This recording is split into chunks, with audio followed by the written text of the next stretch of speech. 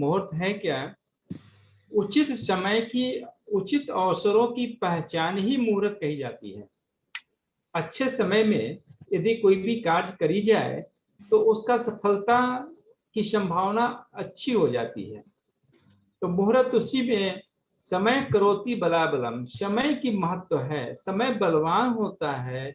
और मुहूर्त में नक्षत्र, तिथि, वार, इनकी अच्छी संयोग जब बनती है, उस समय जब कोई भी कार्य करी जाए तो आपकी वो काम में सफलता मिलने की संभावना अच्छी बन जाती है, अच्छे तरह से। खास करके जब से खात मुहूर्त है, जैसे गृह आरंभ जब आप करते हैं तो अच्छे मुहूर्त की होनी चाहिए। हम पंडित जी से दिखाते हैं, ज्योतिषियों से इसकी परामर्श करते हैं। उसी तरह जब गृह निर्माण की अवधि हो जाए, गृह प्रवेश के समय में भी हम मुहूर्त के हिसाब से गृह प्रवेश करते हैं।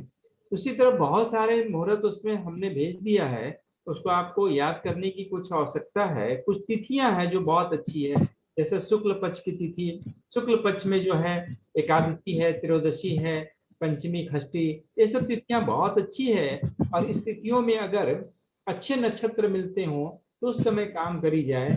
जैसे ज्योतिष में 27 नक्षत्र बताए गए हैं, उसमें 2 4 10 नक्षत्र बहुत इंपॉर्टेंट है। सब पीडीएफ में भेजा हुआ है, उसको आप पढ़ लेंगे और फिर उसके उसी हिसाब से आपको अपने आगे के कार्य में जब कभी गृह निर्माण करने का अवसर मिले या गृह प्रवेश करने का अवसर मिलेगा तो उस समय उसकी आप ये करेंगे। ठीक है। आज जो है हम भूमि चयन पे चर्चा कर रहे हैं।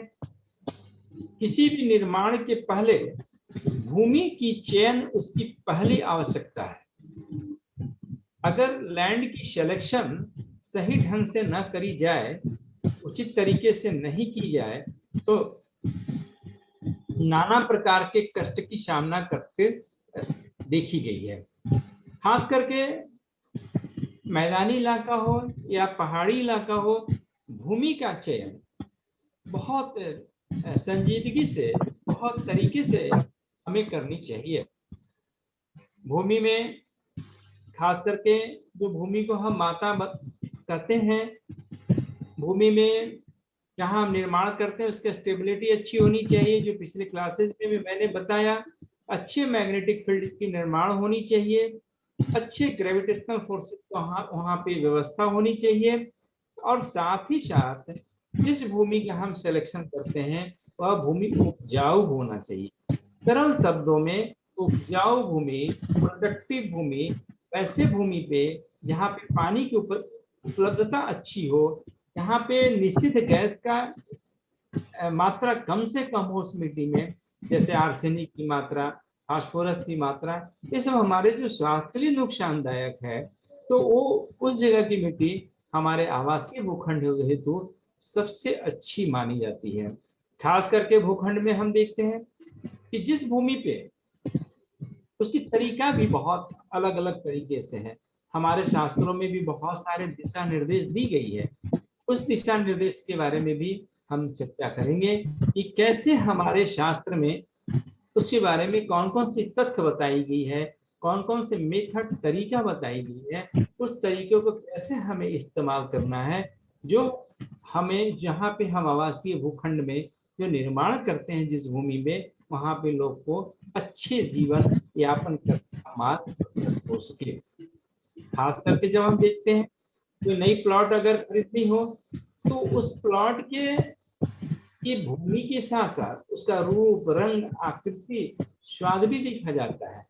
जैसे पुराने जमाने में लोग या अभी भी शल्य शोधन की भी बात करते हैं। जैसे भूमि में कहाँ पे क्या है, हड्डी है, अगर हड्डी है तो भूमि अच्छा नहीं माना जाता है। अगर जंगली जानवरों का बहुत या कटीले तार हो, कटीले पेड़ पौधे हो, वो तो अनप्रोडक्टिव भूमि के रूप में देखी जाती है। वह भूमि हमें हमारे जीवन में बहुत अच्छा फल नहीं देता है। खास करके जहाँ की पहाड़ी क्षेत्र है, उस स्थान पे पानी की उपलब्धता बहुत कम हो जाती है। या मैदानी इलाके में भी बहुत सारे ऐसे जगह पे हैं जिसकी सॉइल बहुत कठोर होती है, वहाँ पे प्रोडक्शन लेवल बहुत अच्छा नहीं होता है। हम लोगों ने पढ़ा है, जानते भी हैं कि दोमट मिट्टी जो है कल्टीवेशन के लिए बहुत अच्छा है, उपजाऊ होता है और उस तरह की भूमि का चयन हमारे लिए बहुत अच्छा होता है। बृहत संहिता में भी कहा गया है, बृहत संहिता ज्योतिष की एक बहुत अच्छी प्रमाणिक वास्तु की ग्रंथ है, उसमें भी कहा गया है कि शैलयुक्त भूमि जिसमें हड्डियां हो, जिसमें जानवरों की हड्डियां हो या किसी तरह की हड्डियां हो, वैसे भूमि का चुनाव नहीं करना चाहिए। वैसे भूमि हमारे लिए कभी भी फायदेमंद नहीं होता, कभी लाभप्रद नहीं होता। उस तरह की भूमि में हमें नाना प्रकार के कष्ट की सामना देखी जाती है। इसलिए उस तरह की भूमि को हमें उससे, उस तरह की भूमि से हमें बच के चलना चाहिए। जिस भूमि पे खासकर देखा जाए, जिस भूमि में कुछ जानवरों की उपलब्धता होती है, वैसे हिंसक जानवर जो हमारे लिए वो बढ़िया नहीं है, और उस भूमि का चयन से हमें बचना चाहिए। तो खास करके जिस भूमि पे गाय हो, तो गाय का जो प्रतीक है पीला गाय हो अगर, तो वो बृहस्पति का प्रतीक है, तो इस तरह का भूमि अच्छा होता है। नेवला है तो सूर्य का प्रतीक है, तो उस तरह की भूमि पे अगर वास करते हैं, यश की प्राप्ति होती है, प्रतिष्ठा की प्राप्ति होती है, रिकॉग्निशन मिलता है, बहुत अच्छी तरीके से मिलता है। खास करके वैसे भूमि जहाँ सर्प हो या विष वाले कोई और जंगली जो जीव जंतु हो, तो वैसे भूमि हमारे लिए कभी अच्छा फल नहीं देता। उस भूमि से हमें बचाव करके चलनी चाहिए। तो इस तरह हमें भूमि की सिलेक्शन में कुछ कुछ बारीक चीजों का हमें ध्यान रखना है, और ध्यान रख करके हम अपनी भूमि का, हम अपने आवास को बेहतर और तरीके से बनाने के लिए जो प्रथम आवश्यकता है भूमि की चयन, उसको हमें ध्यान देना है।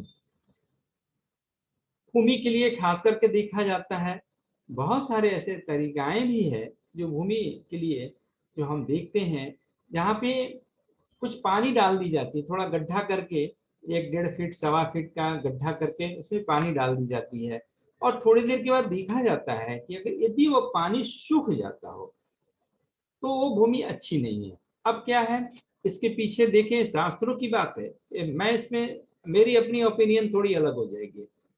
इसमें जो बात कही जाती है कि अब जहाँ पे बलुआही मिट्टी है, तो पानी जल्दी ऑब्जर्व करेगा ना, करेगा कि नहीं करेगा, वो जल्द अब्जॉर्ब हो जाएगा। तो वो भूमि आप कहते हैं कि वो पानी अगर बचती हो तो अच्छा है, पानी अगर कम होती हो तो साधारण है, पानी एकदम खत्म हो जाती हो या फट जाती हो तो वह भूमि आपके लिए बढ़िया नहीं है।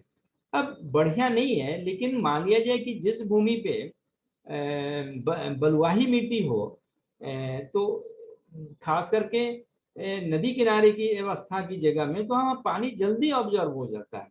तो कैसे अब उस हिसाब से कैसे कहें कि ये भूमि खराब है, भूमि अच्छी है, तो बड़ा थोड़ा सा आज के संदर्भ में इसकी बहुत बड़ी उपयोगिता दिखाई नहीं पड़ती है। वैसे भूमि खास करके अब बरसात के मौसम में आप आए, उसी भूमि पे तो बारिश के मौसम में उसमें आर्द्रता नमी बनी रहने के कारण वो जल्दी नहीं पानी सोख पाएगा ना, पानी ऑब्जर्व नहीं कर पाएगा। तो उस स्थिति में आप कह सकते हैं, और जब गर्मी हो तो पानी जल्दी ऑब्जर्व होगा। तो ये मौसम और उसके ऋतुओं के हिसाब से भी पानी जो सोखने की जो व्यवस्था है या प्रवृत्ति है मिट्टी के हिसाब से भी अलग अलग दिखाई पड़ता है। तो इस हिसाब से परीक्षण करवाना बड़ा ही मुश्किल है, और आज के संदर्भ में मुझे नहीं प्रासंगिक लगता है। तो इसलिए इससे हमें बचाव करके चलनी चाहिए। और इस पे खास करके वैसे भूमि पे जो बहुत सारे ऐसे तरीके का भूमि होते हैं जहाँ पे आप कहा जाता है कि आप गड्ढा करके थोड़ा सा ये करें, मिट्टी को निकाल दें, और मिट्टी निकाल देने के बाद उसमें मिट्टी आप भर दें।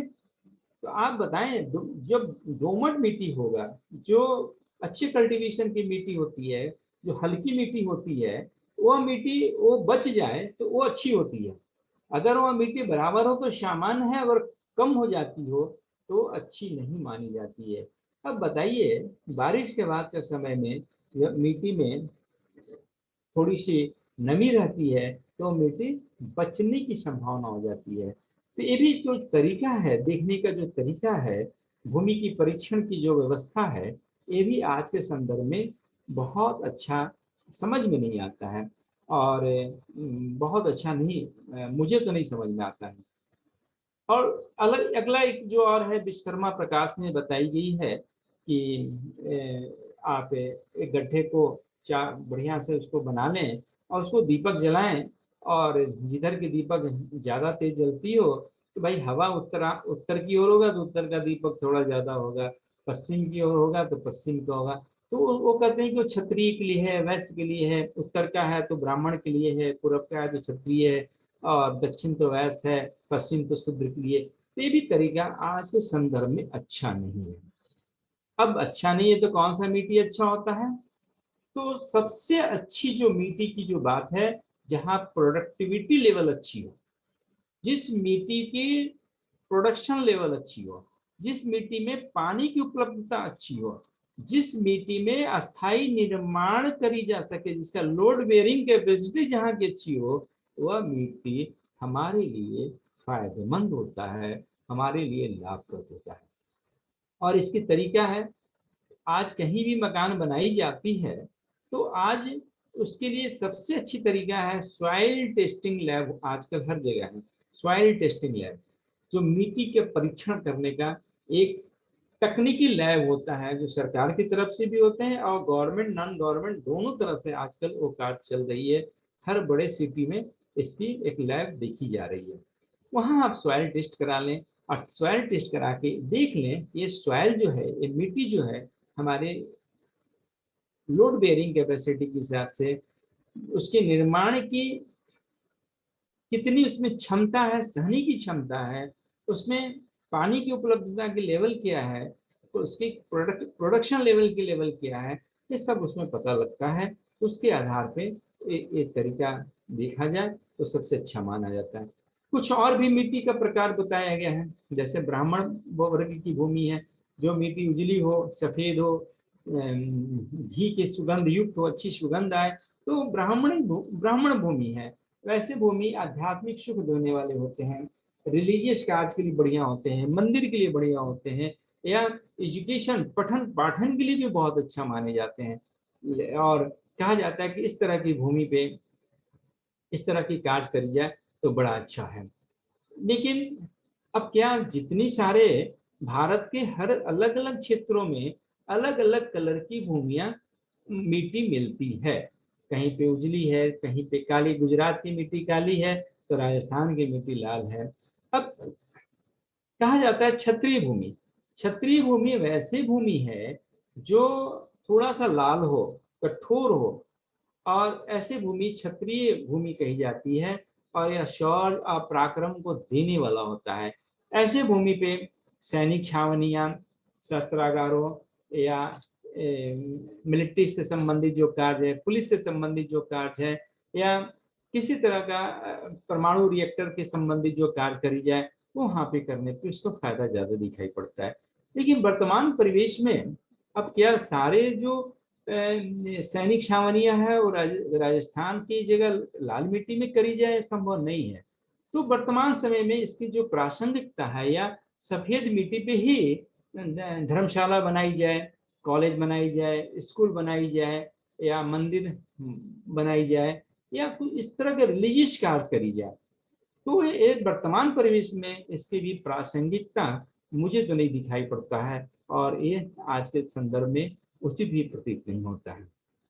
इसी तरह वैश्य भूमि के बारे में कहा जाता है कि जो थोड़ा हरा हो, हल्का पीला, जैसे सरसों का पकता हुआ रंग, फूल का रंग है, उस तरह की मिट्टी हो, तो व्यवसायिक डेवलपमेंट के लिए, कॉमर्शियल डेवलपमेंट के लिए बहुत अच्छा होता है। और खास करके जो बिजनेस से संबंधित व्यक्ति हैं, जो व्यवसाय से संबंधित लोग हैं, उनके लिए तो बहुत ही फायदेमंद है।